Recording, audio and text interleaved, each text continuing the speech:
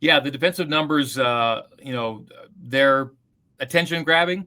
The one thing I thought was interesting was watching Stanford's game on the weekend, because with Portland State, I mean that's not a very good FCS program, and so you beat them 69-0, but you kind of did exactly what you're supposed to do.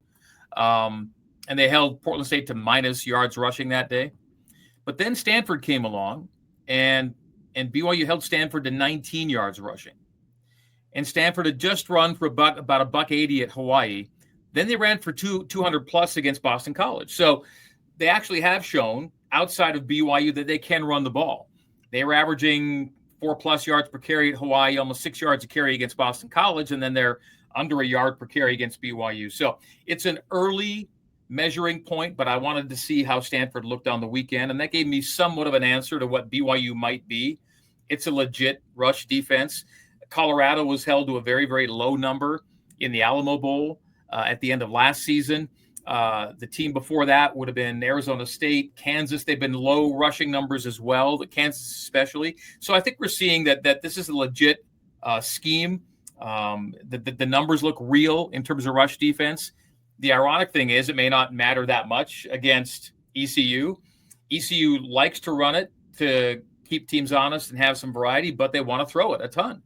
And so BYU's not been tested at all like they're going to be tested by ECU on Saturday. So the rush defense will certainly help things, but ECU's already shown that they don't need to run it a ton to move the ball and score points. So a new, unique, interesting challenge for Jay Hill and the BYU defense this week. Well, one good thing is I don't believe it's going to be as humid as it is typically this time of the year here in North Carolina. So that gives you guys a little bit of a break there. I was hoping the big guys would get tired up front, but we'll take all the breaks we can get. I don't believe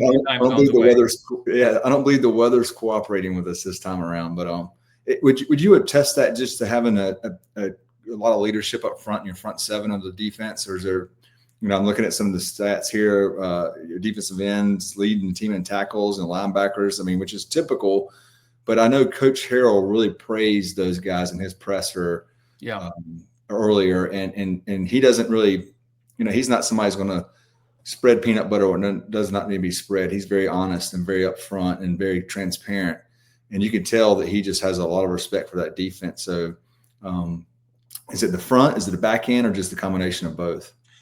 BYU lost basically its front four from last year. So the guys you're seeing now are new guys to BYU, but they're good new guys. And one of them is a Utah transfer, Keanu Tanavasa.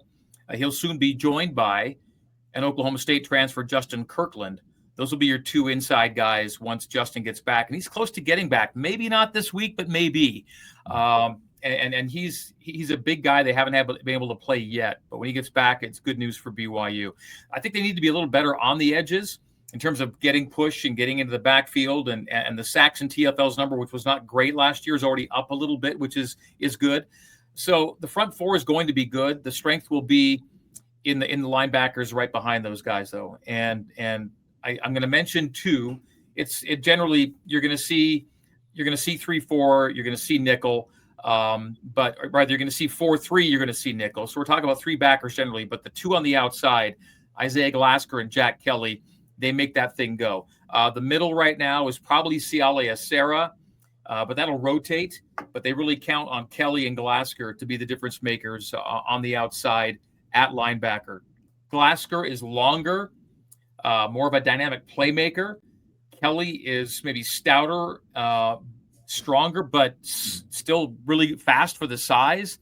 They're two really unique talents, and I think they could both be Big 12, all Big 12 linebackers by the end of the season. And the secondary is good enough to do things that BYU, I think, has to do to compete with and beat Big 12 teams. It's a good enough secondary. If they stay healthy, they like their first 5, 6, 7 guys in that group right now.